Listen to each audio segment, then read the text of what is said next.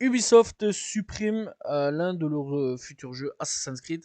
Voilà, donc ils étaient en développement d'un nouveau jeu Assassin's Creed durant la guerre donc civile qui a eu lieu aux États-Unis. Voilà.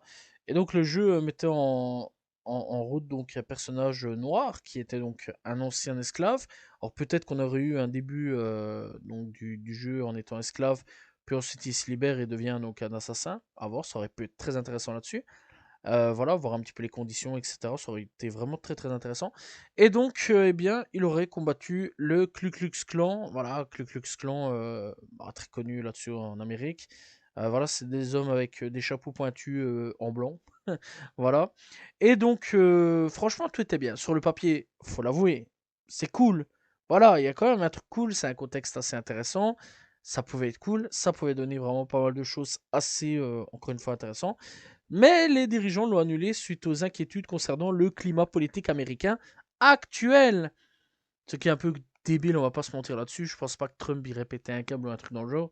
Donc voilà, je pense qu'on a rien à foutre des jeux vidéo, les gars. Et bon, des réponses, des réactions négatives concernant Yasuke. Bon, concernant Yasuke, je peux comprendre. À la limite, je peux réellement comprendre.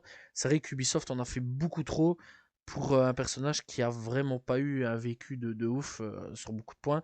Enfin, si, quand même. Si, quand même. Pour l'époque, c'était un truc de fou. Voilà, mais bon, dans l'ensemble, on en a fait trop. Voilà, Ubisoft en a fait trop.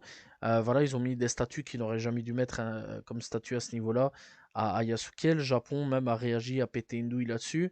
Donc voilà, et ça c'était compréhensible. Mais après, bon, Yasuke a existé, c'est une vraie histoire, donc voilà. Mais bon, je pense clairement que ce jeu n'aurait pas dû être annulé, aurait dû sortir, et je suis sûr et certain que le jeu aurait eu un succès. Malheureusement, ça prouve encore une fois que Ubisoft n'a pas les cojones pour prendre les devants et faire un truc qui aurait pu, à mon avis, révolutionner un petit peu le jeu.